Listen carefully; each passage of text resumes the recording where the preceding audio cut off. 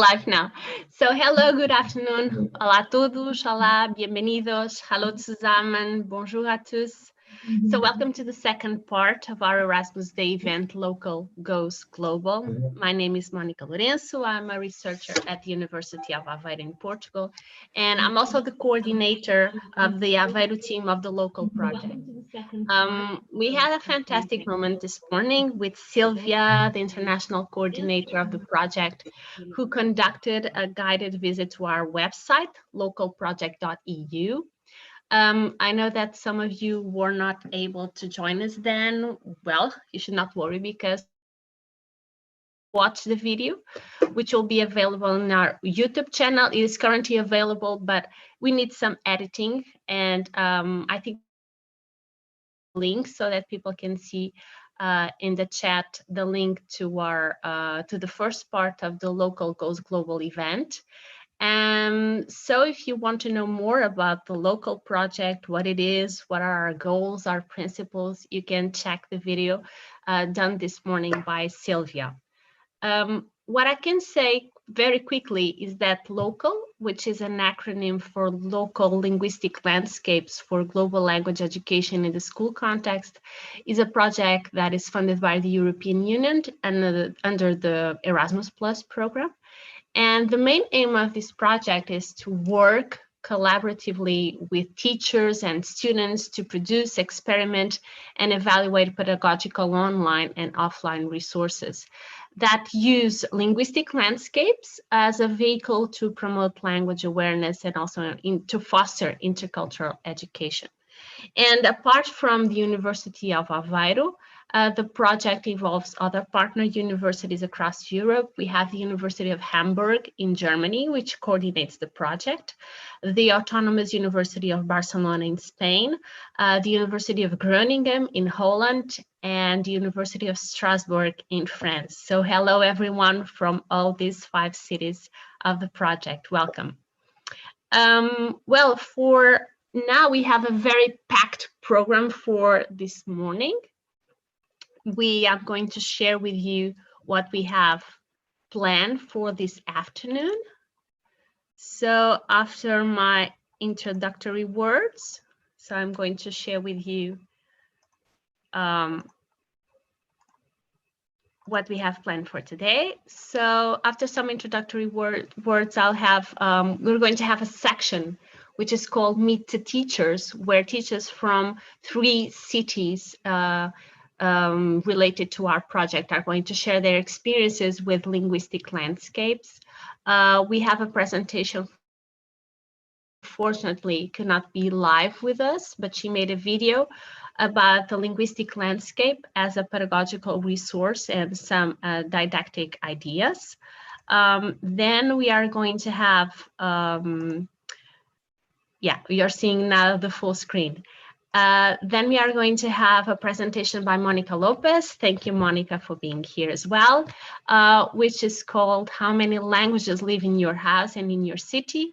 Collaborative Linguistic Landscape during and post-COVID-19. So it's a very interesting topic, and it's very interesting to know that the teachers that are collaborating with us from several schools in different partner cities have been very creative in overcoming the COVID-19 situation. So apart from exploring, or besides exploring the urban linguistic landscape in the city, since students were confined in their homes, they started exploring their homescapes. And it's very interesting how to see what the teachers did and what activities they produced and what resources the students also created. So Monica is going to share a little bit of that.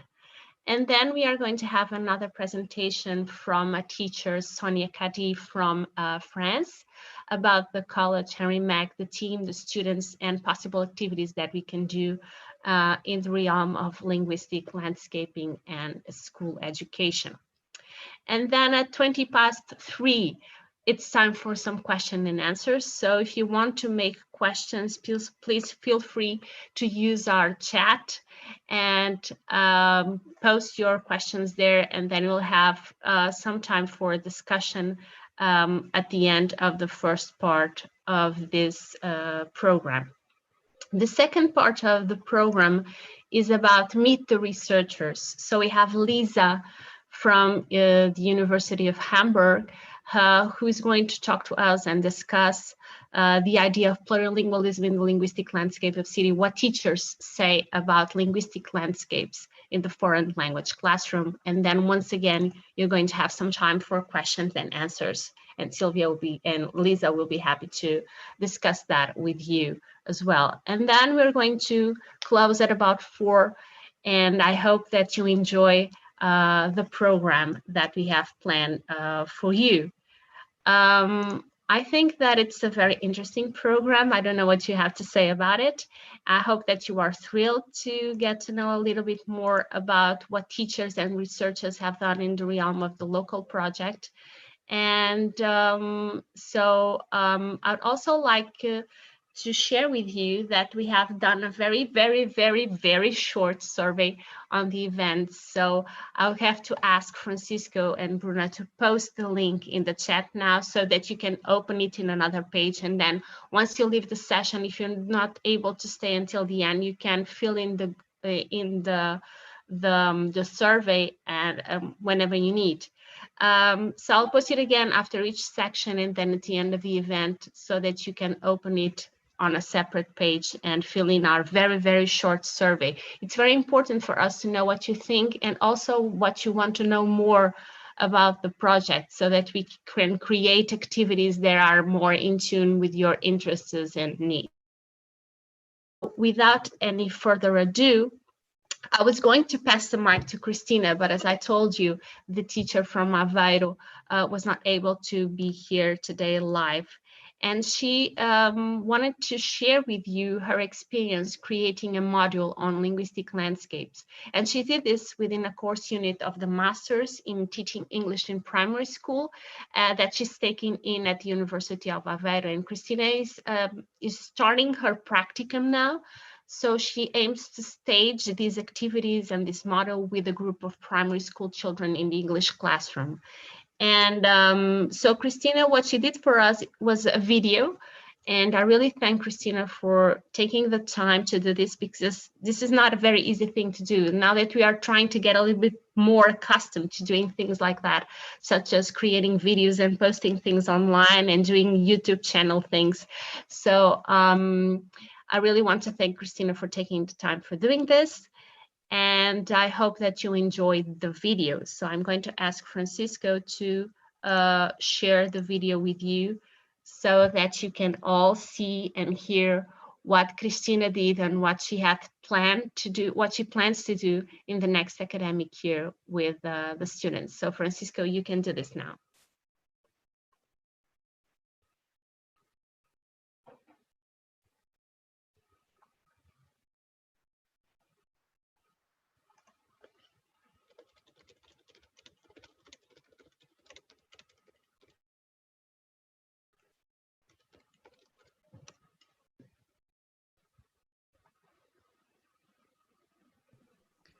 Hello, can you see my screen? Yes, we can. Yes, okay. So let me just put this in full screen. What happened?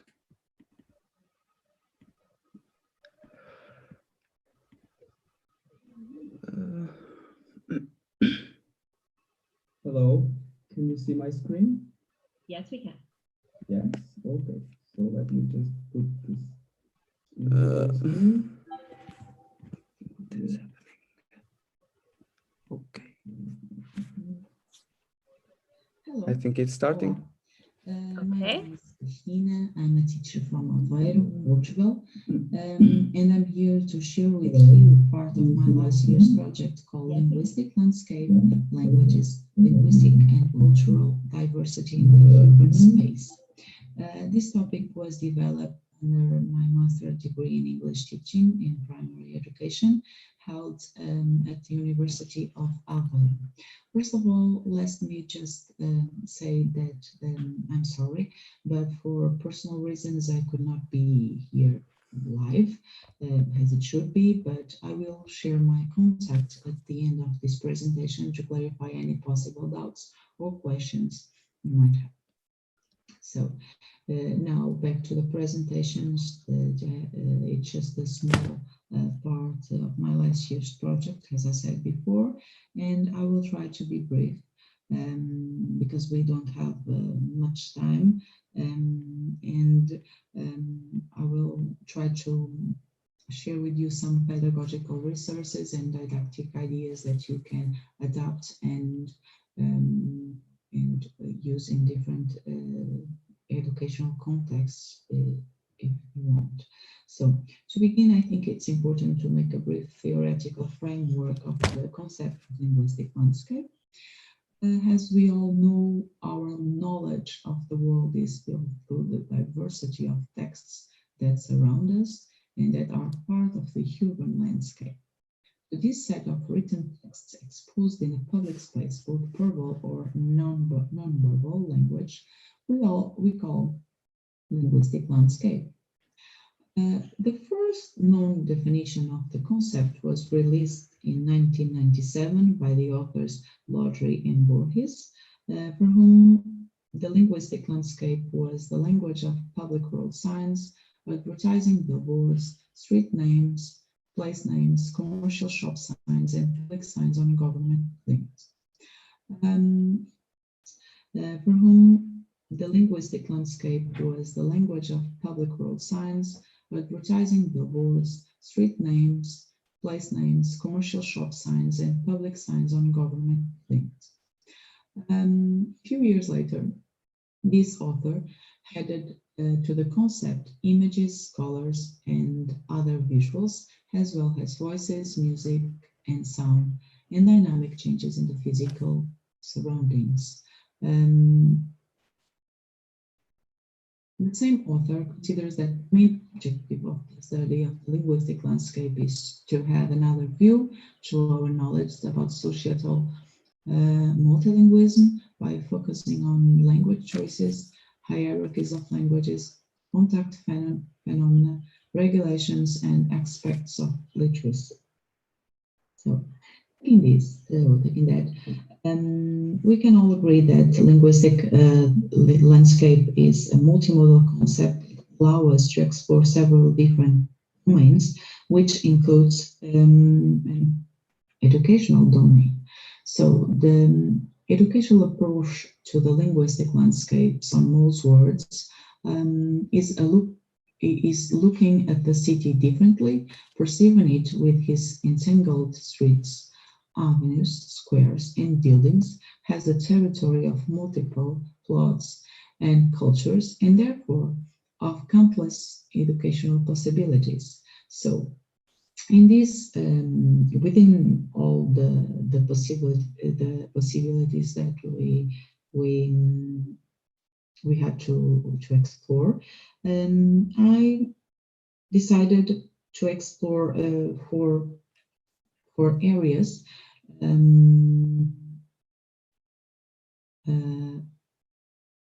with my students: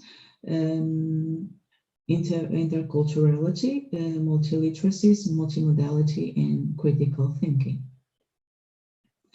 So, just to clarify, the exploration of the linguistic landscape in an educational field consists in the use of texts that are not pedagogical in their purpose, found daily in public spaces. So this, the main purpose of these texts is to read the world beyond the meaning of words. So now, focusing on the practical part of my work, I start mentioning the pedagogical didactic objectives that I expected to develop during the classroom activities. And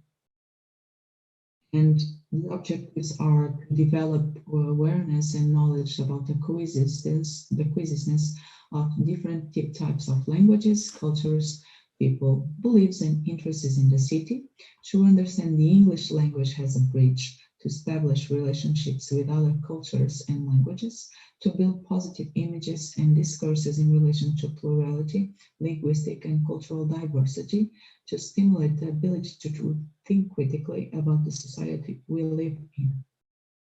So,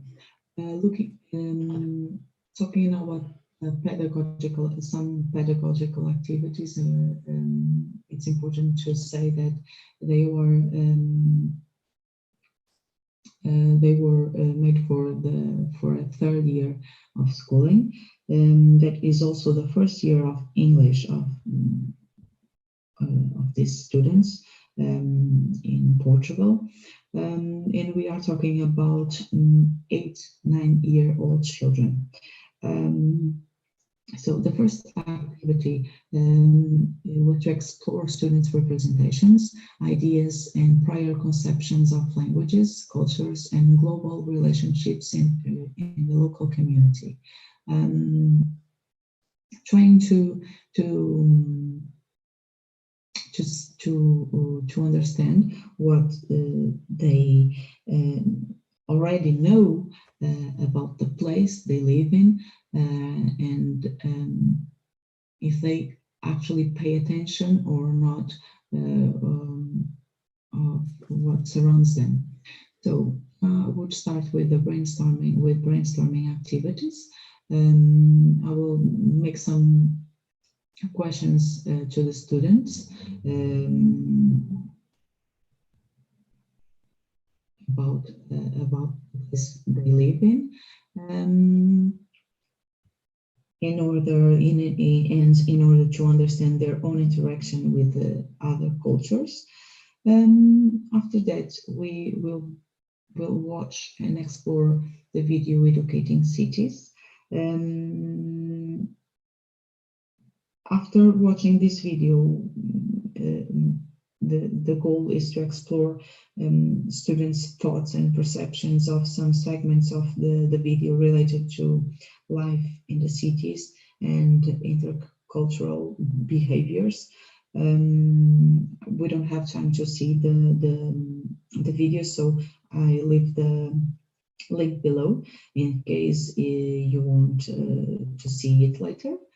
And the last activity is to show them some photographs of linguistic landscapes of the city of Aveiro. This last activity it's a way of introducing the theme of the linguistic landscape, but also has an example for the next activity. The next activity, students will be detectives for a day. They will be challenged to find, collect and gather photographic records that signal the presence of languages in the city. It's the only thing they have to do. It's just go for a walk in the city with their parents, as they usually do, but this time paying attention to what surrounds them and taking pictures. They can take pictures of advertising billboards, different signs, different languages, images, all that make them think or see cultural diversity in their cities. After all the photographs gathered, all the photographs will be displayed on the classroom walls, so they can feel proud of their work. And we only explore some of the photographs, some of the photographic records collected by the students in a didactic way, because it's not possible to explore all the photographs,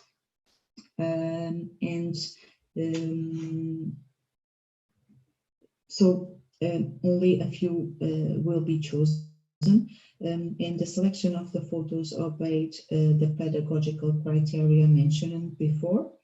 And it's important to say that for each photo will be made a set of questions that intend to develop the students' critical thinking towards society or towards the city they live in, but also build positive images and discourses in relation to plurality and linguistic and cultural diversity.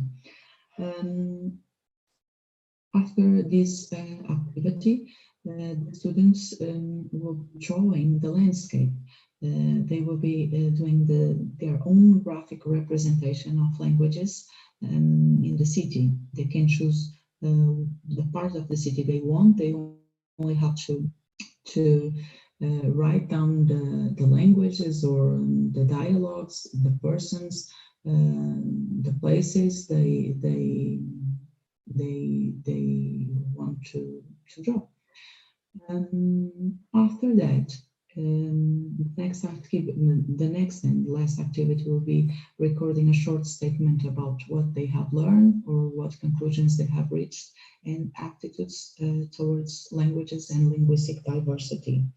The final video will be shared with the entire school community so that these teams can be worked on by other classes and other students, because it's a very important theme in nowadays communities where we have people from all the world, from so many places, and it's important to know more about these places, about their languages, their culture, in order to respect them.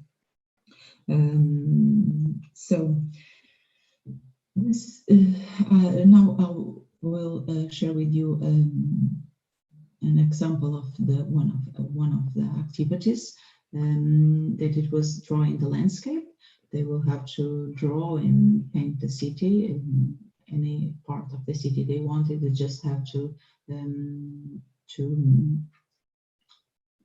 identify the different languages or the inhabitants' dialogues. So after that, they will have to answer three questions about which languages they choose to be on their drawings, what the reasons that led them to choose these languages, and what other languages they would like to see in their city, the place they live in, and why.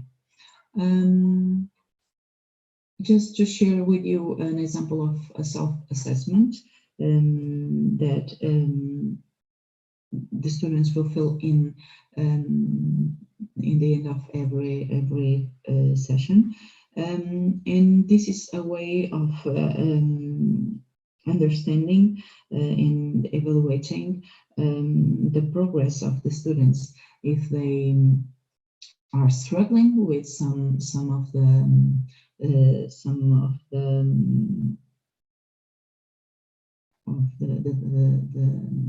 the contents, or if they are okay, what activities they like the most, so we can actually adapt and do better the next time.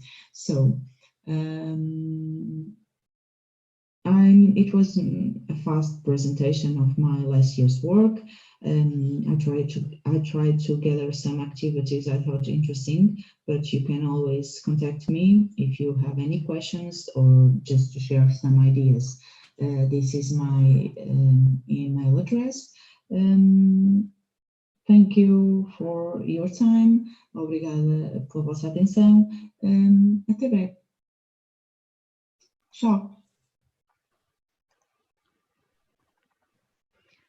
Okay, so this was Christina's presentation, a very interesting project with very interesting ideas. I know that some of you posted in the chat that you love the idea and the progression of the activities that she planned for the children. So three grade students in a primary school learning English. It's very interesting that you can introduce other languages in the English classroom. It's a wonderful idea that the globalizing language is not becoming globalizing.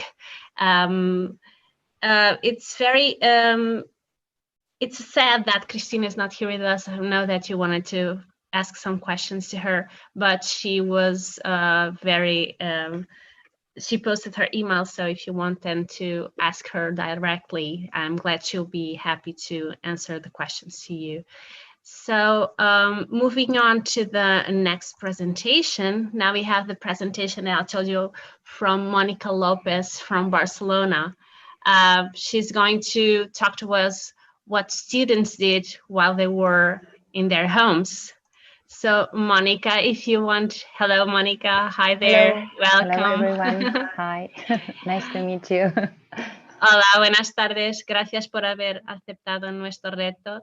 Y si quieres puedes empezar, cuando quieras. Okay, I'm going to switch off my camera so you don't get distracted with my face. Okay, me too. And so and so I'll start projecting. Please let me know if you have any difficulties in hearing or viewing any of the materials. Okay, fine. So here we go.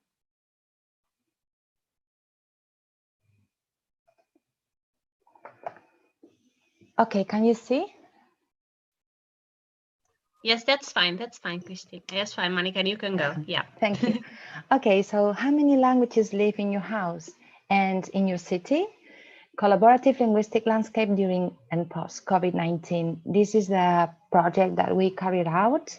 And for me, it's a teaching and learning experience, a very important one, because it's the first time I've been dealing with this topic. And I think that in the end, my students enjoy it a lot. So let's start with that. This teaching and learning experience was addressed to year 5 and year 6 students, that is 5th graders and 6th graders in primary education at the school Purificació Sales Xandri School in Sant Quirze del Vallès, Barcelona. Students were guided to carry out a research-based learning to discover their linguistic landscapes at home and in their cities during and after COVID lockdown. With their findings, the learners created some videos, collage, and word clouds to share their results with their classmates and the teacher, which was me in this case. This learning experience also offered room for reflection and is willing, because it's not finished yet, to help students draw some conclusions once the whole process is completed throughout the current scholar year. What am I going to show you today? Well, this is basically what I'm going to show you. I'm going to share with you the objectives, the tasks briefly, the tasks that I designed and I presented to my students. I'm also going to show you some of my students' outcomes, productions, and also reflections. And finally, I will show you my own reflection, which have guided me, thanks to Melinda, Dolly, and Claudia, my Erasmus team at the UAB, to start designing the roadmap for this school year. What's next? Okay, so the objectives, the learning objectives of this learning experience are 6. First of all, to carry out some research so students can experience what research is, share their findings, their research findings, be aware of one's linguistic context, raise language awareness and critical thinking, start thinking about the role of languages in society, why some languages are more visible or less visible why some languages are invisible. Well, start thinking about this, and also improve their digital competence. The fact that this project was carried out during lockdown, everything was transferred digitally. And for this reason, students needed to improve their digital competence. And I think we did a good job. Okay, so as for the tasks, in total, I presented 3 tasks via Google Classroom, and students were asked to do them as challenges, okay? And these tasks contained very detailed information as well as teachers modeling, and also tutorials to help them perform as good as possible. Because as I told you, the lockdown was not easy, and some students struggled a little bit to understand all the instructions. So a lot of visual support, tutorials, and models were provided to help them. Here is task 1. As I told you, it was presented as a challenge because we thought that this way they would be more motivated. And the first task is presented through a question: who can find the most languages at home? Create your linguistic landscape at home collage. The 3 tasks that I'm presenting today follow the same design somehow. So I'm going to show you the teaching materials through task 1. And if I have time, I will show you task 2 and task 2 teaching material as well. But if not, at least you can see a good example, and you can more or less guess the way the other tasks look. This is the teaching material for task 1. I used a Google presentation, and through the Google presentation, I introduced the topic with a heading: Linguistic Landscape at Home, the challenge, as you can see here. And because this was the first time that my students were in touch with linguistic landscape, the term, the idea of linguistic landscape, I presented a very brief and concrete definition so they would know what they are doing. And this is the definition that I offered. A linguistic landscape is a number of languages that are visible or not in a place. So again, I present the key question: how many languages live in your house? And we thought about using these questions because they were locked down, they couldn't go out, and it was a great excuse to do some research in the houses. I presented a video with my own linguistic landscape in my house as a model, so students could refer to it or create a video similar to mine. I'm not going to show you my video because I'm going to show you one of my students' video, which I think is much more interesting, and it's quite similar to what I presented. And then I offer some guidance referring to previous artistic productions they created last year in autumn. I refer to that to help them create a collage. In case they forgot how to do it, they could bring that back to mind. And to finish all the tasks, okay, I'm constantly repeating what they have to do, as you can see. And also I try to show all the steps in a very clear way with simple instructions, tutorials, for example, how to upload photos on their Drive, or how to create a collage. I also recorded some screens to show them how to do it. And as you can see, the teaching material was crucial to guide students to perform in a good way. And of course, more modeling. I show them my collage, very simple, not to avoid some students getting frustrated. So it was not, I'm not too demanding because they were at home and emotionally, well, it was difficult. And then, because these are all the languages that I found in my house and I explain where they are on my video, I pose again a little challenge. Can you believe it? I found 13 languages. Can you find more languages in your house?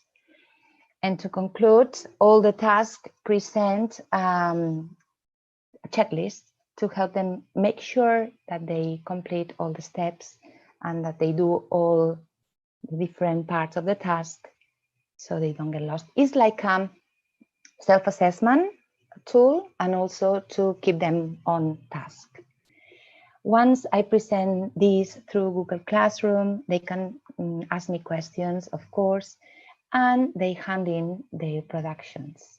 So here we can see what they did, what my students did after presenting task 1. Here we can see my students' collage.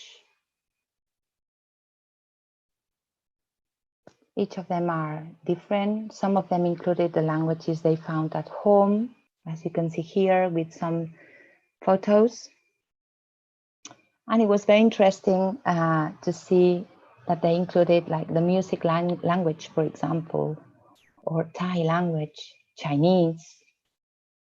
Others only found Spanish, Catalan, and English, which was quite surprising. And well, that goes on and on. They also created some videos, not all of them, it was an optional task. And I like to share with you one of the videos. It's very short and it's similar to my model. Hope the sound is good.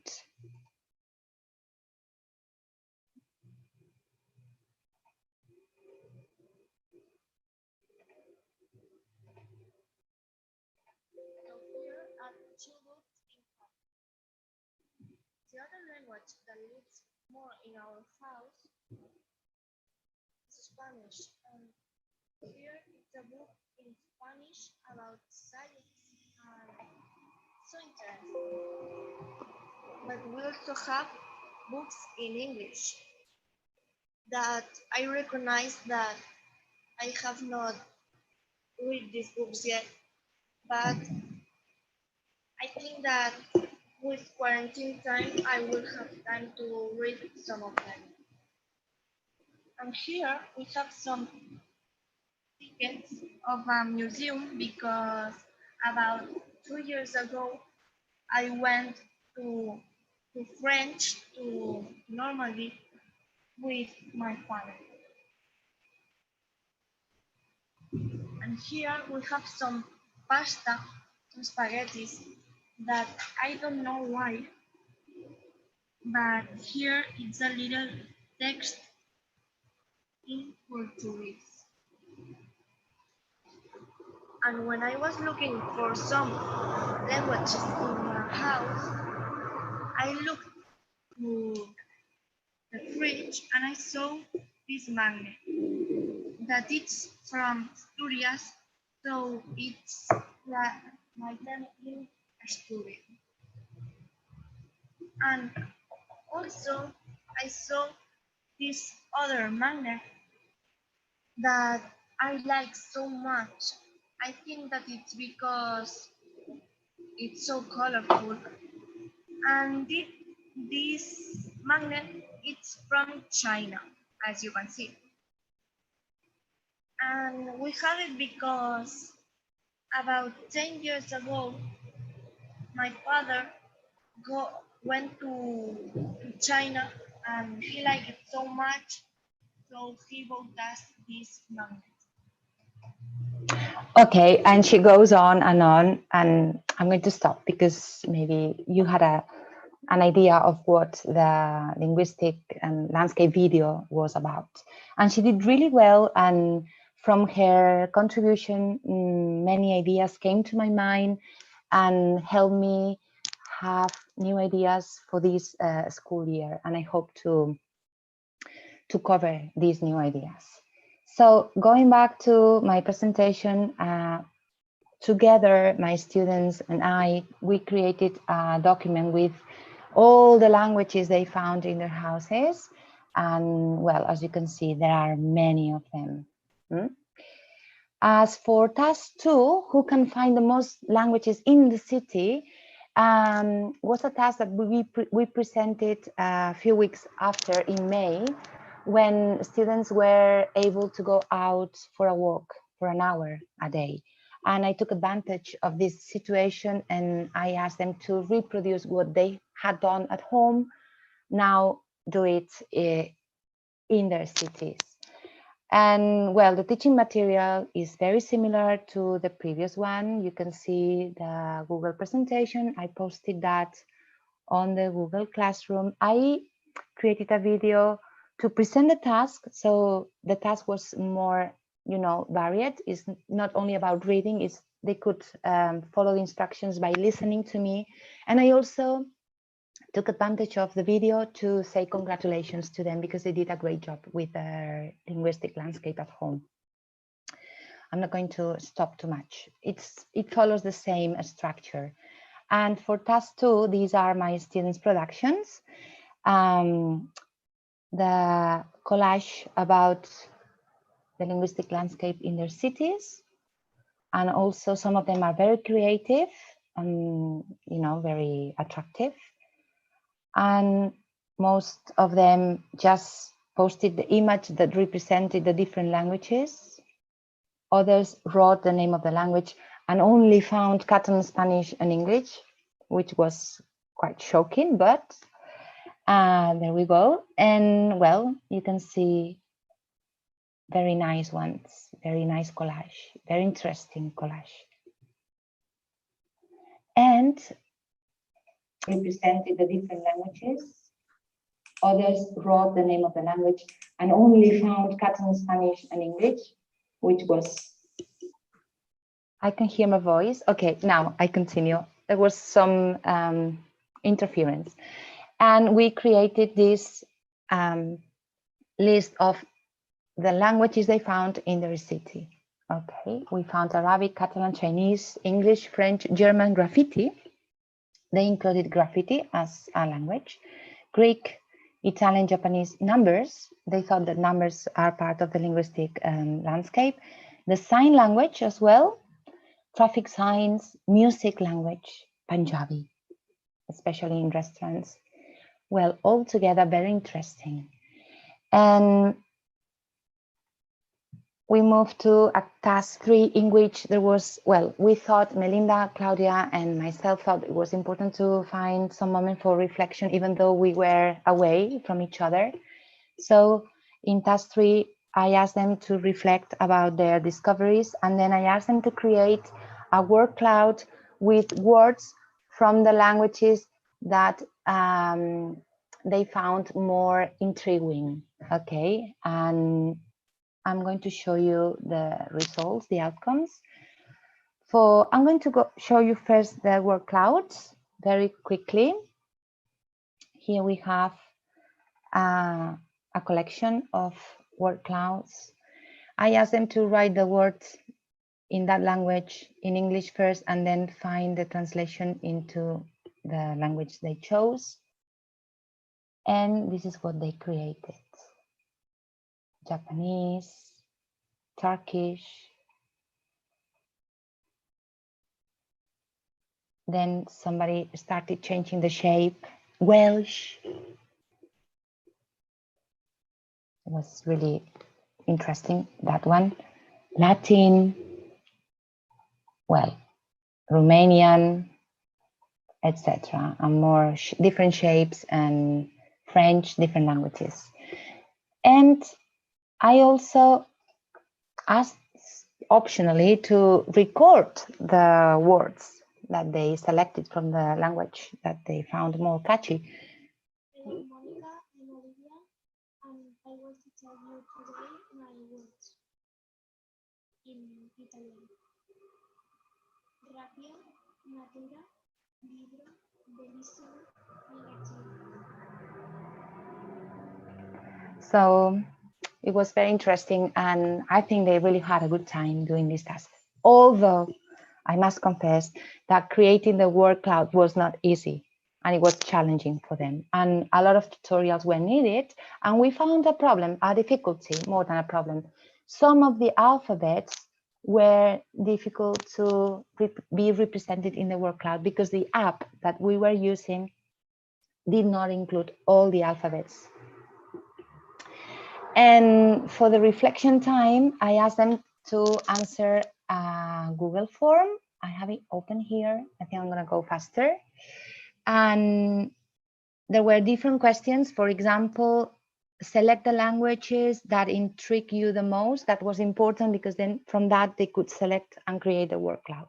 And we have their answers here. Chinese is one of the most chosen. English, Italian, Japanese, Russian, Korean, Welsh. There it is. Very interesting. Another question is, which language you didn't expect to see in your city? And they said Arabic, they said Greek. None of them, well, most of them didn't expect to find Greek in their city. It was very, very interesting. And well, we continue asking them questions, which is the most common language and why? Some students answer with a very interesting language in English. I guess that their parents helped them to do so. This one, for example, he or she said, I think the most common is Catalan or Spanish because all the people understand and speak these languages, and also because all the traffic signs are in Catalan. So if you don't understand Catalan or Spanish, you have a big problem. And reading this is fascinating and really, really interesting. And we go on and on asking questions. For example, is there a particular reason why a language is more or less used? Explain why. And yes, they say, for example, here, yes. Let me see, Japanese, because there are very few people who speak this language is very far from Catalonia. Depending on where you are, one language is spoken more than another. Well, as you can see, this is a very rich material that I try to explode this year with my students. And now it's time to, well, I'm reaching the end right now. So these are my, well, some of the reflections that I'm thinking about and are helping me to plan this school year. First, because of the lockdown teaching conditions, this learning experience lacked of face-to-face interactions and more time for reflection and conclusion would have enriched the task. This is what I think, and this is what I want to achieve this year with them in class. A high percentage of students showed interest towards the task and said that they like them. So that was very rewarding. And they referred to this now in class. Last week, we were talking about this. They referred to this. So it's fantastic. Once we got back to school in September, students remembered the task and expressed interest in continuing developing the topic. So this is good for me to carry on developing it. So I know that they are interested. With my Erasmus team, Melinda and Claudia, we agreed on designing follow-up activities where students show their expertise to new ones and are given more voice and choice when creating the final product. So I expect to have their voice and their choice more present in this year. And another reflection, the last one, is discovering the school linguistic landscape will empower students because they will be aware of what languages they know, what languages their classmates know, and why they are visible or not, well, critical thinking, etc. I think that it's a tool to make students' invisible languages visible. And therefore, my roadmap for this current school year planning is, as you can see here, we are going to try that our students share their findings with new students in third cycle. We are going to try that the new students start linguistic landscapes research at home and in their city, in the same way my previous students did. The previous students will start a new research on our school linguistic landscape, we are going to discover the languages that live in our school. Which languages are spoken by our students? Are they visible? Are they invisible? We are going to do this if we can. And we are going to analyze the results and the conclusions. Now that we can be face to face, we will take advantage of that to work deeper on this issue. And of course, another objective for this year is to promote artistic production with the guidance of the local artist Paula Vito. So our students will become artists and will present their findings, their linguistic landscapes through an artistic production. And well, this is all. Thank you. Gracias. Moltes gràcies a tothom, and hope you like it. And if you have any questions, they are more than welcome. I'm sorry if I spoke more than 15 minutes. Thank you so much. Thank you, Monica, for your presentation. It was very interesting and lots of food for thought. Indeed, we have in the chat, I noticed that we have some teacher students, so I think that they will be interesting in catching on your ideas and doing something that will help them explore linguistic landscapes at home. If we have the possibility to start from home, then going to the city and going to the school. It's very interesting. I have lots of questions to make you, but I think that I'll leave it to the question and answer time. And so I think that since we are a little bit late, I'm going to move on quickly to Sonia. Can you hear me, Sonia?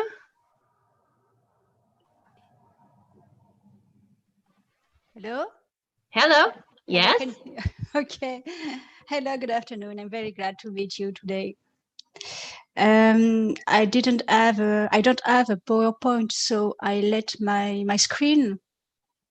Or If you want to put your face on, I think do you want to see my face?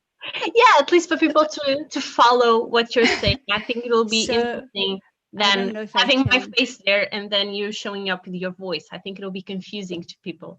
So if you, that's wonderful. Okay. Yeah, that's fine. So you can start and share with us what you have done with it. Okay, I introduce myself. My name is Sonia Kadi. I'm teaching French and Latin for 20 years in my secondary school, and I will introduce to you my secondary school. And then I will explain the activities we planned with Maria, Letitia, and Andrea, and also the difficulties we met for the setting up. My school is named Collège Henri Mec, and it's a small secondary school in a big school city. Because it's a place where there is a secondary school and a high school. And we are living in a small town. In my school, there are 357 pupils in 12 classes.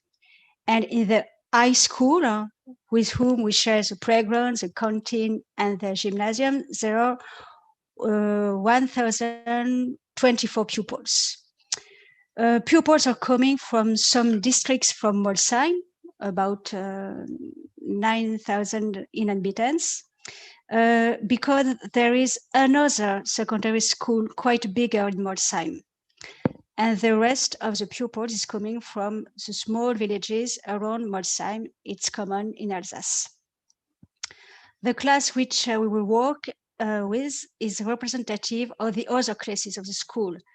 There are 28 pupils, 70 boys and 11 girls, 13 years old. Less than half of them are living in Molsheim, and the others are living from 1 to 10 kilometers around in small villages. That's also because half of the class, boys and girls, is in this school to play rugby. They are in a sports section and practice twice a week. And there are a few pupils too who are dyslexics because the teachers are trained on this. Most of the pupils are learning English for 2 years and German for 1 year. In fact, they began to learn German in school at the age of 8, but they start again from the beginning when they arrive in the secondary school. 2 of them only are learning Spanish, and some of them are learning Latin too, or a special subject in Alsace called regional language and culture. They learn the story of Alsace, and they learn a few Alsatian words too. I can say I do know well some of them because I was their teacher 2 years ago, or because I know the brothers or the sisters because I'm here for 20 years. So I know that some of them come from an immigrant background, Algerian or Turkish. One girl arrived from Kosovo 4 years ago. I think that some of them can perhaps understand Alsatian because of their grandparents. And some of them have a member of the family, the father, the mother, great-parents, grandparents, Greek-grandparents, Russian, Italian, or Portuguese. And some of them are coming from another region of France, North or Brittany. According to research I made 5 years ago, there are more languages in the linguistic landscapes of the children than the languages they study in school. That's why it's so interesting for us to work with youth.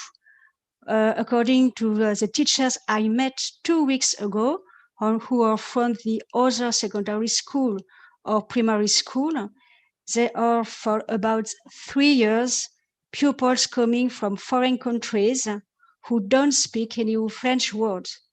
And it's very difficult for the teachers to work with those children because they have no training or university education about this, and they don't know what they can do. So 2 weeks ago, the teachers claimed for a special class to welcome those pupils. If we show that the bodies that decide, we can perhaps have this class in a few years. I spoke about children. I speak about partners. That includes myself as French teacher and the teacher of history, geography, moral and civic education, the sport teacher who knows particularly well the children who play rugby because she's a referent for person for those children, the librarian of the school, and the educational senior advisor. And we are all looking forward to working with you in a different way to bring cultural openness to the students who are living in small villages where they don't really see foreign languages. But it's not easy for us. That's what I will explain you now. In France, we have many constraints when we want to do something with our students. First of all, I want to talk to you about the authorizations. When we want to invite someone in our classroom, this person has to write in a register by the concierge his name, the reason for his visit, the name of the person with whom he has an appointment, the hour at which he comes and leaves. For example, when Maria came to see me last week, just for 5 minutes, she had to do those formalities.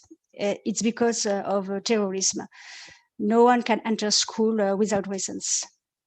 Furthermore, when the teachers want to invite someone like Maria or a writer or anybody to talk to the children, we need written authorizations from the hierarchy. When Maria or Andrea or Letitia come to see my students, I have to ask the deputy principal, who gives an advice, and then the principal says yes or no. Most of the time he says yes, but it takes time. The teacher have to prove to the hierarchy and the parents that these persons are interesting for the pupils and in accordance with the programs of the Ministry of National Education. They don't really watch what we do, but they want to be informed. Those who watch our job are the inspector, who are sometimes coming in the classroom. And so we have to show and explain to them our activities. It's particularly restrictive in history, geography, moral, and civic education. So it's not really easy. Another difficulty is the way of the French teacher used to work. That's what I want to thank you for accept to show us the app, because my colleagues want to see what is expected to organize their activities in accordance with the national program. Usually the French teachers don't really like to work together. They are not used to share and to build projects together. In fact, in 2016, there was a reform to incite the teachers to work together. But since 2017, there is a new ministry and it is less obligatory. But we can work together with Maria, Letitia, Andrea, respecting all the constraints I said. Thanks to those measures, I will now explain. In fact, there is a possibility to build a project between several subjects in something called EPI. We say EPI, enseignement pratique interdisciplinaire, practical interdisciplinary teaching. That means that several teachers teach some parts of their subject in order to build a concrete project. For example, the biology and geography teachers make observations and experiences along a river near the school, and then the pupils have to do a notebook with explication, drawings, and poems they search and they write with a French teacher. So for our project, all the teacher concerned can study a part of the subject. The sports teacher has to study in her program orienteering race. So the pupils can run in Molsheim to select, to find, and then to organize the different places we want to show in the app. The teacher of history, geography, moral, and civic education has to study the towns, history, maps. So she's concerned too, because after the selections of the children, she can illustrate that.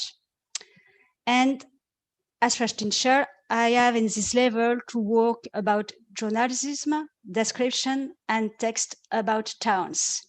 And the other persons, like the librarian, can help us to work with groups.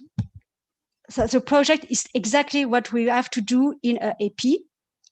It will be notes in the school reports the parents receive, and the pupils can present this project next year during their exam named Brevet des Collèges. That give a real importance to the project for the parents, the inspector, and our hierarchy. As I said, the town is the center of the programs from this level of the secondary school. It's beside the reason with why our hierarchy in Strasbourg sent us every year some ideas to make lessons together about the town. It's called Read the City. And when the other teachers will see what we make with you, I hope they will do something with us too, along with this point of the program, Read the City. And at least during their schooling in the secondary school, the pupils do several activities and meet several persons. For example, for Christmas, they met firefighter who comes to explain how the fireworks are dangerous. And those activities are decided along with the national program. And it's written too in the school report as civic course or health course or cultural course or career choice course. Those activities we will make for this project can also be considered as activities in civic course. I had to explain our way to work in France, because it's not really easy for Maria and Adrien and Laetitia. They have to give proofs of the interest of this project, and with the teachers have to stay in a legal firm. But we have planned to do first some activities in the school to explain to the children what is a linguistic landscape, because in France, in school, we just have to speak French. The languages that are spoken in the families have to stay in the families.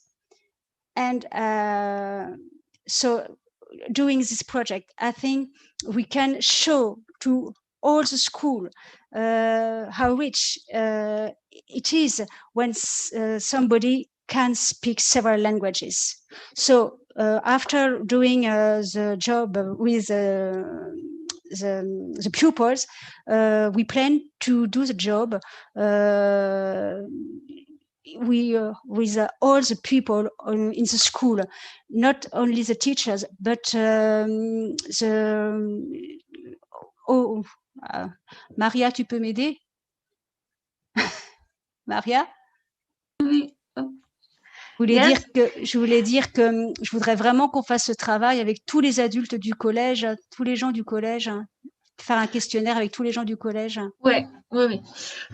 So actually we had the idea to include to the project not only the teachers who will do the workshops, but also like to make small interviews about language biographies or home languages, with different staff, even for example with people who are in the college administration, even with the guardian of the college or the cleaning staff, like all the people who are present in the college. And then in a second time we will also maybe ask children to interview the members of their family, and then further go out in the city and meet also other people in the city. It's like a whole school approach. Yes, it's important for us to show that to our hierarchy, and to show that for the pupils too, they have to be proud of their languages. For now, they're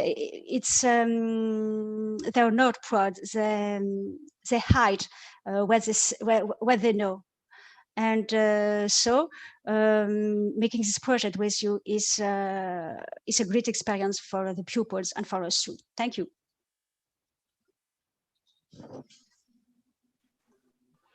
Okay, thank you, Sonia, for sharing that and for bringing all those good ideas that you are planning to do for the next academic year, both with students and also with the community members in the school, which is very, very, very interesting and very important.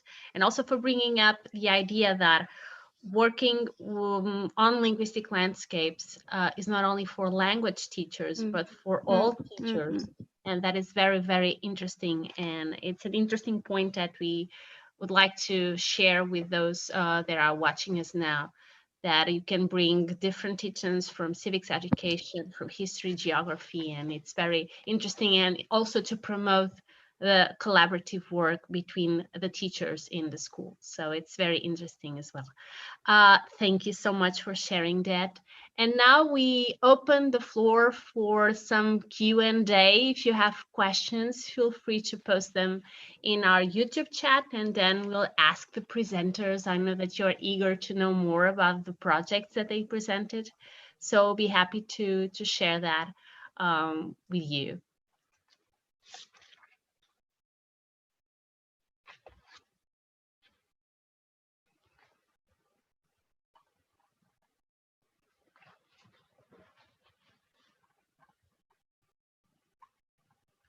Since we have a little bit of lag time, I can start with a question, and then Francisco or Bruno will let me know if you have some questions in the chat. So I'll start with a question. And I would like to know, Sonia, what were both the benefits and the constraints or challenges that teachers find when working collaboratively? Perhaps you know from your experience in the schools, what do you anticipate as the biggest challenges that teachers will face when they are from different areas? Did you understand my question? Maria will help me. Okay. Oui, donc en fait, il It's s'agit... not that good. Et donc, en fait, c'est par rapport à la coopération entre les différents enseignants.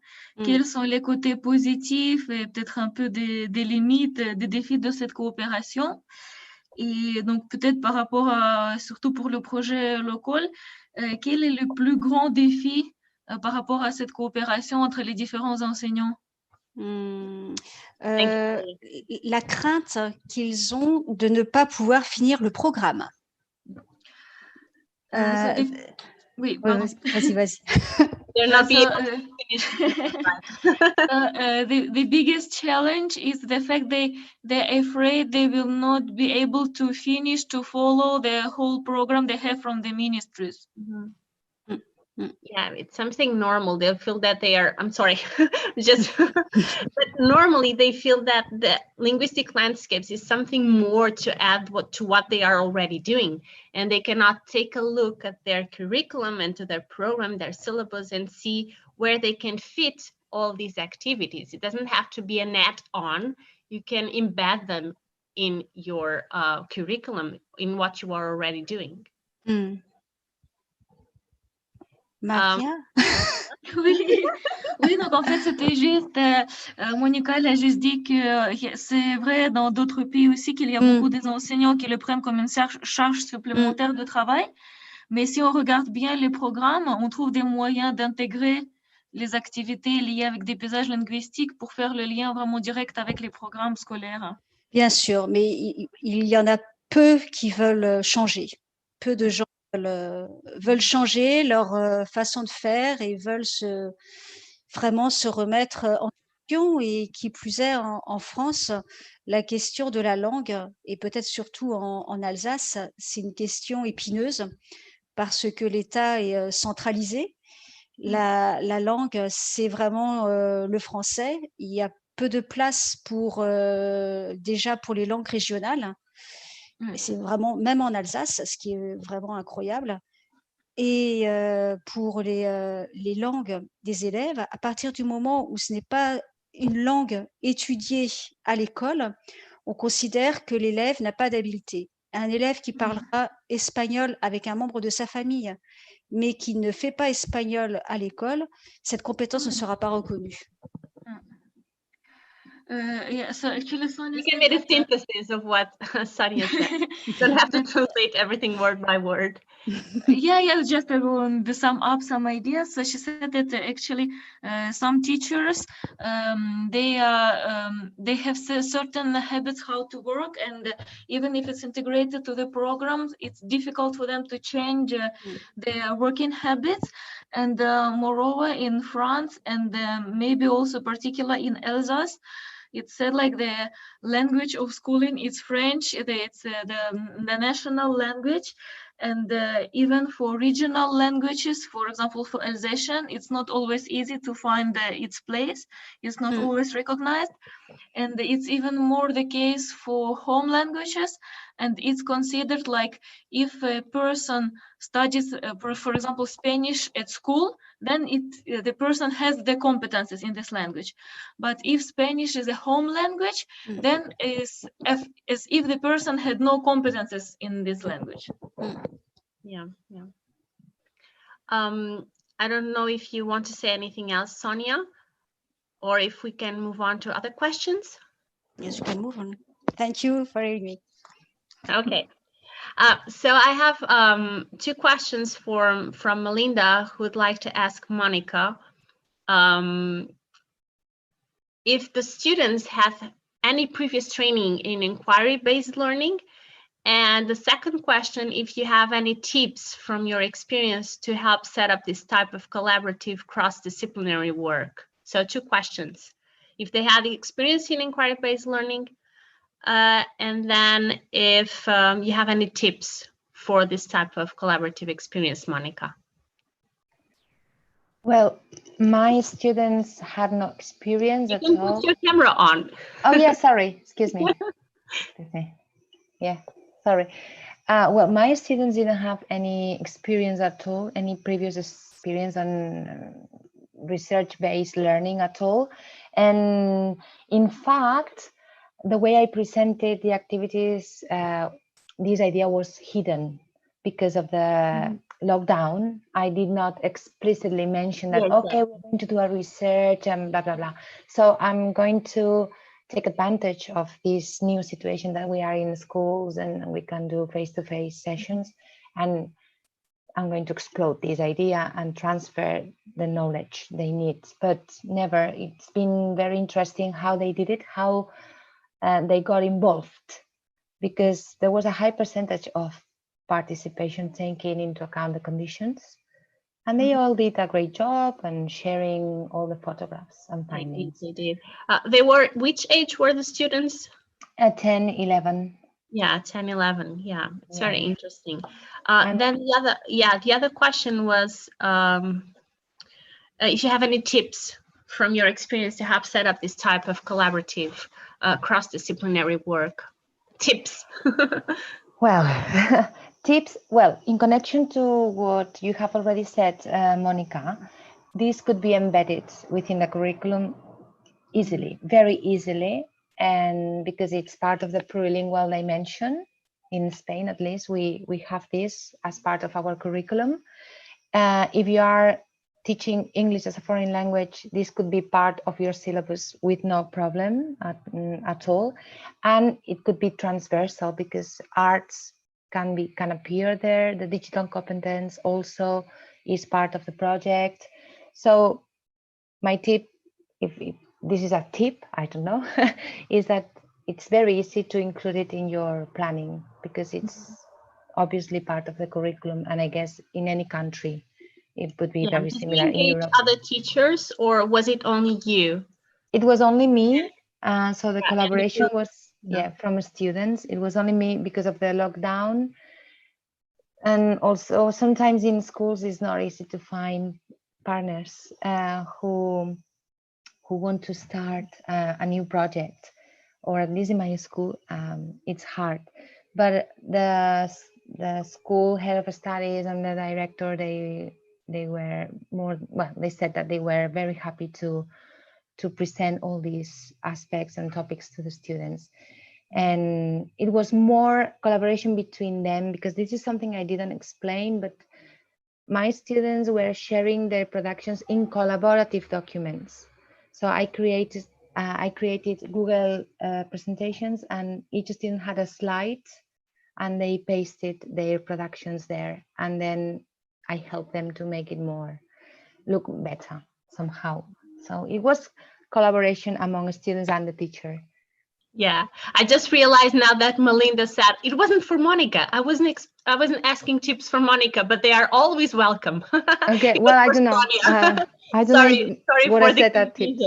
Sorry for the confusion, but it's great to have, and I think that all teachers should be able to tell us some tips about how to conduct this type of work. So I'm asking Sonia now, what do you think could be tips for conducting this type of work in school? So from my understanding, you will be doing this in the next academic years. So what do you think could be the most interesting way to present this to students? Sorry, Maria, if you could do the translation bit. Si j'ai bien compris, Maria, il s'agit de voir quelle est la meilleure façon de présenter le travail aux élèves, c'est ça? Oui, c'est ça. Quelles sont un peu des bonnes idées? Voilà. J'ai trouvé que dans les PowerPoint qui étaient présentés, il y avait des idées, mais vraiment excellentes. C'est vrai que montrer déjà aux élèves quelque chose qui a été fait, ça leur permet d'aller vers des endroits où ils n'iraient pas. Je pense notamment au langage musical, ça c'est, ou au langage des signes. Montrer aux enfants une réalisation, on pourrait croire que ça va les brider, mais pas du tout. Je crois qu'au contraire, ça leur ouvre des possibilités. Donc oui, montrer des exemples de paysages linguistiques, oui, ça peut tout à fait aider. Montrer ce qui est fait dans d'autres pays, ouais, ça aussi, ça peut tout à fait aider. Je ne sais pas si j'ai répondu à la question. Yeah. both. To say briefly, Sonia said that can be a nice idea to show the examples of what has already been done in other places, and that can invite students to go to some places and to discover like new opportunities that they would not have done by themselves. Like, for example, the sign language or the music language. And we can think that that can like orient them too much in certain ways, but she said that on the contrary, it can open them new possibilities. Yeah, that's right. We have another question from Ana Sofia Pinho. Hello, Ana Sofia, welcome. And I'll probably pose a question to both of you. She wanted to know more about how you are persuading or have persuaded parents or families in general to get involved in the activities. How can you persuade people from outside school to get involved? If you want to start, Sonia. Donc en fait la question c'est ouais, comment... ça j'ai compris. Je pense que les enfants, les parents sont fiers quand les productions de leurs enfants sont montrées à l'école, à toute l'école et en dehors de l'école. Donc ça, je pense que voir que le travail de leur enfant dépasse la classe, ça va être quelque chose qui va les encourager à seconder leur enfant. Ça, j'en suis sûre. Et puis, il y a aussi le fait que l'on va leur donner une reconnaissance et que ce travail permet aussi de renouer le contact entre différents membres de leur famille, c'est-à-dire qu'ils vont retravailler leurs racines. Et je pense qu'à l'adolescence, c'est quelque chose, ils sont à un âge où ça commence vraiment à les travailler justement. Et faire ce travail qui va faire du lien dans la famille, je pense que ça va les engager dans la tâche. First, the parents, they're always proud when the school works of their children are shown to the whole school. And this is even more the case when these are the works, the production of the children that were made out of school. And moreover, concerning the working on languages and language landscapes, that is also a kind of recognition for these families, for their cultures, for their identities. And it can also help to these families to look again to the links that they have inside the family. Yeah, and that's particularly interesting and important in the case of France, when there is such a strong role of the French language in school when other languages do not enter the school context. So the same question for Monica. So how can you persuade parents and families to join the project and to get involved in the activities? Well, I think that the best way to, let me switch on my camera again. Yeah. Now, I think the best way to engage families or parents is to engage students. I mean, if they are motivated, if they find the project appealing, and this is crucial. So this is the best way to make families participant. And also, sometimes when you create a challenge for them in which they may need a little bit of help from them, and this will obviously make them be more responsible for their kids and the school. But I think that this should be part of the school program, like creating activities from infant education to third cycle. I mean, not only one activity in which you ask for help. Should be part of the school. That's my opinion. So if it is part of the school, they will be willing to help and participate. I don't know if that helps. Yeah, That's my opinion. yeah, thank you so much. There's not right or wrong answer. It's just your experience and thoughts, and I think that they are well appreciated by the people watching us. Well, Francisco is saying that there's no other further questions. If you want to add another question, just let us know. If not, since we are a bit behind schedule, we will move on to Lisa. So Lisa is a researcher at the University. Hi, hello, Lisa. Nice to see you. A researcher at the University of Hamburg. And she's going to share with us the results of her research in a presentation that she titled, I love the idea of plurilingualism? Okay, not plurilingualism. In the linguistic landscape of cities, teacher perspectives on linguistic landscapes in the foreign language classroom. So Lisa, the floor is yours. You can start your presentation, and thank you. Thank you for sharing that. Can you see that presentation? Yes, we can. You can start. Thank you. So welcome, and thank you for all the ideas and the perspective that we already heard this morning and this afternoon. So my name is Lisa, and I want to welcome you to this presentation. And I will tell you about the research that we do in this project, and beginning with a quotation from a teacher who said, I love the idea of plurilingualism in the linguistic landscape of cities. So we will have a look at the teacher perspectives on linguistic landscapes as a way of encouraging plurilingualism in the foreign language classroom. And the LoCALL project is the basis of this research and an integrative part of this presentation, as you may notice from the slides.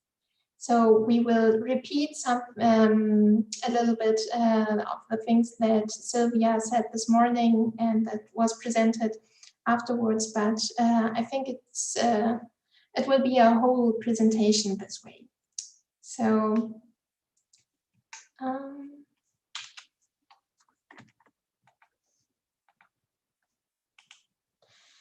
yes, we focus on plurilingualism since it is a premise and base of European society.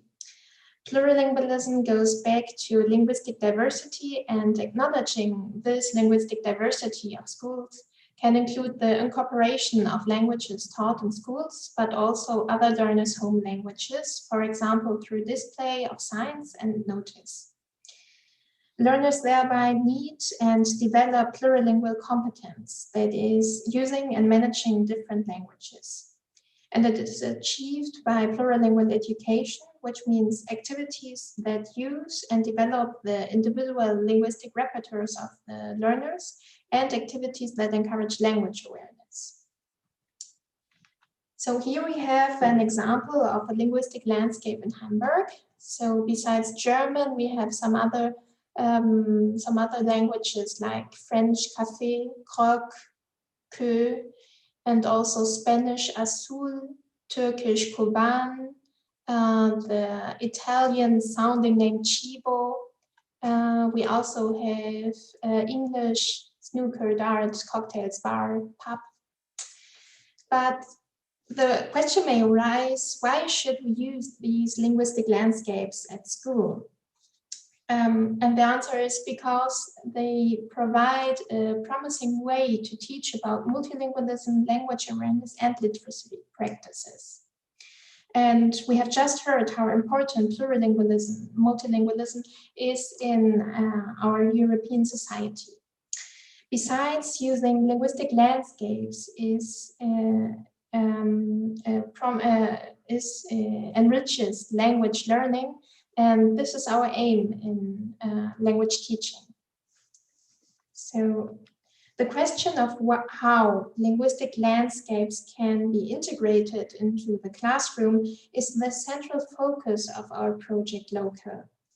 And LoCALL stands for Local Linguistic Landscapes for Global Language Education in the School Context, and it is financed by Erasmus+. The participating universities in the project can be identified by the landmarks featured in our logo. So You can see them here. We have the University of Aveiro, Barcelona, Hamburg, Strasbourg, and Groningen. The project principal aim is to create a bridge between pupils' plurilingual experiences and their multilingual learning pathways at school. To facilitate that, we are developing teaching materials and an app, as well as tutorials, podcasts, and a handbook on the use of linguistic landscapes in school. And you can visit our website for more information and to view some of the materials. So within the scope of the project, we organized an international training week for foreign language teachers interested in multilingual education. And this was in June 2020 about linguistic landscapes in the context of multilingual education. 63 participants from all over the world joined us, and the whole training week was organized on Google Classroom. So we have different events that you can see here. So we on Monday we had some readings, and we analyzed modules and other linguistic landscapes. We had a synchronic webinar and get-togethers. Every event, so that I just presented, every event was discussed in the forums of our Google Classroom. And this training week is the context for our research. We researched the teacher perspectives on using linguistic landscapes in the foreign language classroom as a way of encouraging plurilingualism. And our starting point for this research is firstly the statement of the European Commission that plurilingualism is important for individuals and society. And secondly, the fact that teachers' perspectives determine their teaching. So all the forum entries that we had in Google Classroom were analyzed thanks to the content-based analysis. And this method of analysis categorizes the different utterances. So the following questions guided our analysis and the categorization. What do teachers understand by the term linguistic landscape? How do they see the integration of linguistic landscapes in the foreign language classroom? And which potentials and premises have to be considered? How does its use affect teachers and also learners? The first question, what do teachers understand under the term linguistic landscape, can be answered by looking at the answers provided by the participants who mentioned classic definitions, such as linguistic landscape is all the languages I can see in different signs in the public space, languages that I know and languages that I don't know. And the inclusive definitions, like all the languages that surrounds us in a specific public, semi-public or non-public private setting, and includes written language as well as images, sounds, buildings, clothes, bags.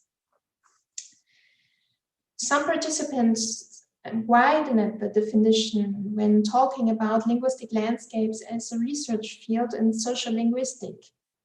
So, for instance, one participant posed the question, what is behind these signs, sounds, tastes, movements? And other participants mentioned the current situation in their environment and further concepts such as schoolscapes. One participant explains, while we talk a lot about our diversity's languages are not visibly and visually represented within our walls. So which premises have to be considered for the integration of linguistic landscapes in the foreign language classroom? The teachers who integrate linguistic landscapes in the foreign language classroom believe that all languages, todas las lenguas, have to and can and must have space in school and in society in general, because in the end, multilingualism is the reality. They also believe that learners should not feel obliged, but free to share the experience they want or don't want to share. Which potentials do the teachers see? They name several opportunity links with linguistic landscapes, highlighting in particular language and cultural awareness and the appreciation of languages. Participants state that linguistic landscapes are a good starting topic to talk about language and cultural diversity because it starts from the public space. Participants also state that talking about it at school makes students proud of their identity, their language biographies, their background, and avoids cultural misunderstandings. Finally, using linguistic landscapes in the classroom does not only enrich language competences, but also intercomprehension, mediation, and critical reflection. Teachers' perceptions of the use of linguistic landscapes in the foreign language classroom widen it. They include innovative and inclusive approaches in reaching a so-called linguistic sensory landscape. The idea of foodscapes, the languages on food and packages, represents another extension of the concept of linguistic landscape use at school. One participant worked with students using this method and observed fun with some translation that do not match at all. The teachers also give example of exercise they plan or already use in the classroom. One such example is Coronascapes, which refers to a linguistic landscape at home during quarantine and is like the example we just saw from Monica.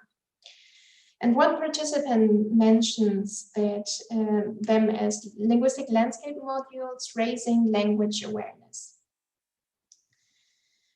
Another example is students could even design a fictional landscape of their own using the linguistic resources they have and thus promoting their own plurilingualism. And as a way to experience languages, pupils can, as a project or homework, go around their town. So all the definitions and premises, potentials and examples mentioned here can be understood as an openness of the participating teachers towards new cultures and languages. Summarized in the forum entry, I'm learning to know more about those minority languages and cultures. Teachers also appear to be open to plurilingualism, as we can see in the title of this presentation. I love the idea of plurilingualism in the linguistic landscape of cities. Some teachers' opinions are related to creative tasks using linguistic landscapes. Thanks to them, the participants express more of their personalities and identities. The only bemol is that creative activities take a lot of time. Finally, the teachers ask for more content, more extensions, and more innovations. For example, I think it would be interesting to work linguistic landscapes with other partners. The teachers also state some effect that the integration of linguistic landscape has on learners. They highlight language awareness and the social dimension of it, which concerns power and the role of languages in our society. Because looking at linguistic landscapes makes people be more aware of how languages surround them in society, how they are influenced by it, how they navigate their daily life through this landscape thanks to it. Another important effect is that learners value their languages since they express that all languages are important, but especially highlighted the role of home languages, mother tongues. So to summarize the teacher perspectives, we see that linguistic landscapes are understood in an inclusive means that extends to the research field of sociolinguistic and schoolscapes. Teachers must be open to other cultures and languages and must create a safe space. They see potentials in the language cultural awareness and the role the value of languages plays for the learners. which is shown in different examples. And finally, they want more, and so do the learners. So what new perspectives and can we deduce and research in the future? Firstly, the learner's perspectives, and secondly, methods by which the teachers can research their teaching with linguistic landscapes on their own.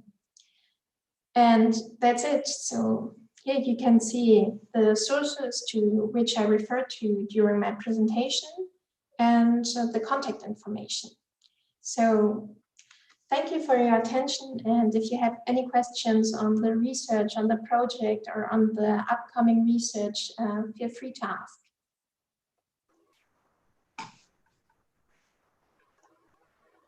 Thank you, Lisa. I think you did it all. So you asked for people to send you the questions. So if you have any questions, just please do this. I don't see any in the chat right now, but perhaps people are still thinking, digesting what you just said. I just wanted to know a bit about if you could explain what the safe space for you is, how to create that safe space to the introduction of linguistic landscapes. What should we do? What should we include in the classroom? So I think it's important to make pupils aware of what language means and what what role language plays for their identity, because they have to understand if they harm any language, they can harm the people behind these languages. And so I think they have to understand this point and in general what languages mean and what effect they have. Mm-hmm. And this is what has to be considered in creating such a safe space.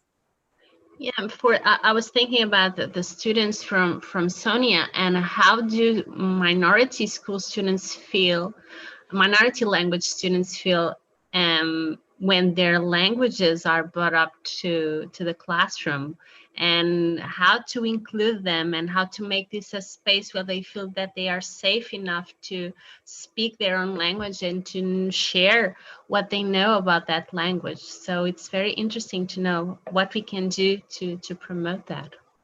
Yeah, thank you. Do you have any more questions for Letitia? Is saying that's very interesting presentation and results. Thank you. Thank you for watching as well. You have many people watching. It's interesting also to know what you did with the results of the online training week. We'll be having another online training week now. I think that Ana Raquel mentioned this early this morning, but I'm also sharing with you that we'll be doing this online training week in January. So stay tuned for more things that are here to come. And I know that some student teachers are here, some researchers. So, and also feel free to enroll in this online training week in January. We'll send you more information on that. Just stay tuned to our website and also to our channels as well. I think that Ana Sofia just put on with a question right now. Okay, so Ana Sofia is saying that linguistic landscape seems a straightforward concept, but it can also be somewhat deceitful. Is that an added value of the concept or a complexifying factor to the integration of educational practices based on LL? Because, yeah, it seems very straightforward, but then when you start widening it and including other things such as home skips and everything, people start to making confusions. Is this a complexifying factor for teachers to introduce it in the classroom? I would say that teachers can make it as they would like to adapt it, and as it can be integrated in their way of teaching. So we also had some comments about how the role of the teacher plays has an effect on the teaching, and all the perspectives that the teacher has will determine his teaching. So if a teacher decides to use the modules that we will develop. It can be one option, but there are so many others, so many other options, and it depends on the teacher, on how the teacher wants to promote linguistic landscapes and plurilingualism, and how to on the context also, and the type of students they have in front of them, if they are going to use the concept of homescapes, what they are going to include or not, because sometimes this is a discussion among researchers when we're talking about the homescapes. Is this really a homescape?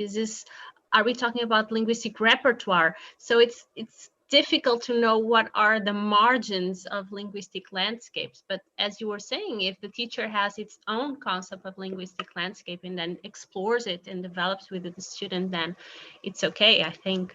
Yeah, I share your own opinion. I don't know if okay, so Melinda is also making a question. I don't know if this was clear for Ana Sofia, or if you want to add another thing. If not, we're moving to Melinda. Melinda says she was interested in the definitions which included clothes. Does this refer to clothes with writing, or is it something else? Yes, so we discussed in the training week in the forum, where does linguistic landscapes finish? Where is the limit? Is it just the things that are static, the things that we see every day on the street, or is it also the languages that we perceive on clothes, on bags, on the people who are passing? And yes, this is the more inclusive understanding of linguistic landscapes. And it's not only the languages that we see, but we heard in the webinar that also cultures can be presented without using language or written language. So it is very wide understanding of the linguistic landscape. Yeah, just seeing here if they have another question.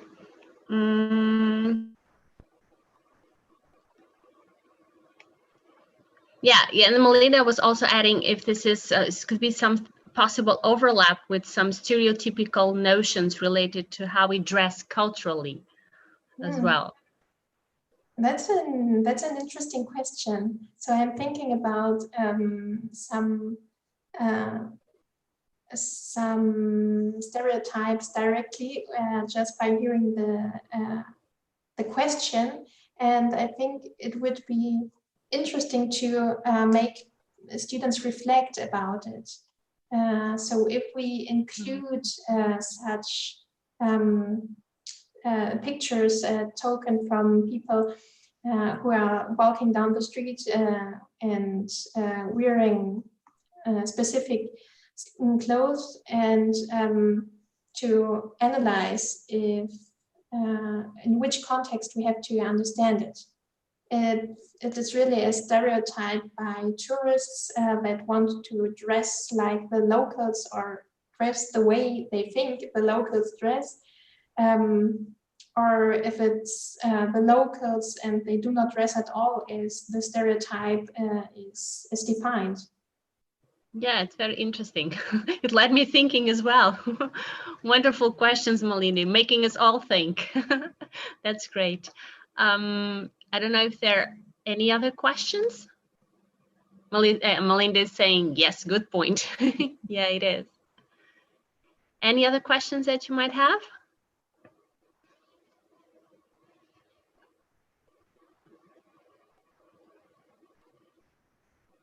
And Monica is saying that, yeah, she was just trying to say that, Lisa, that she's glad that her own research results are matching yours. So it's great. It's right. That's wonderful. I don't know if you want to ask anything else, or we're a little bit after the schedule, but that's fine. I think that's interesting what we have seen so far, and lots of inspiring ideas for teachers and for researchers to pick on. I think it's very interesting, and it's something that we'd like to explore further on. So if there are no further questions, I'd just like to thank you all for tuning in today to our channel. The videos from this morning and also this video from the afternoon will be available soon in our channel. They are currently being processed. We'd also like to make a little bit of editing at the beginning when we are speaking and nothing else is happening. So then you will feel free to share them with colleagues, with friends, with your own academics, and also to use it in teacher training sessions, because I think they might be interesting for future teachers as well. I'd like to thank the presenters. I'd like to thank Christina, who did the video, and she was really sorry that she could not answer your questions, and she also has wonderful ideas. We also asked for permission to post her video in our YouTube channel. Thank you also, Monica and Sonia and Lisa, for your availability to share your experiences, your stories. And also I'd like to say a special thanks to Bruna and Francisco, who are behind the curtains helping me, who created all the wonderful dissemination instruments we had for this event, and for their precious help during the preparation and also during the event. Thank you, Francisco, and thank you, Bruna, for all that. Once again, I'd like you to please complete the short survey that we have for the event. Francisco posted it earlier, and we'll post it again as well, so you can open it, and it takes really less than 5 minutes, so don't worry about the time. It's very important for us as it will help us to prepare other local events that are more in tune with your needs, your expectations, and your interests. And also, we'd like you to stay tuned to our channel. We'll be posting other things in our YouTube channel soon, and also to the website for more news. As I told you, we have an online training week coming soon. We are also preparing a workshop for teachers on an app that the Aveiro team is preparing to explore linguistic landscapes. We'll also let you know about that soon. And I don't know if you have any further questions. I think that Francisco can also post our website link, the link to our YouTube channel as well, so you can also keep in touch with us whenever you want. And thank you all for tuning in, and I think that we can say goodbye. Thank you, everyone. And that's a wrap on LoCALL Goes Global. We want to have more editions of this event soon, so thank you all. Bye-bye.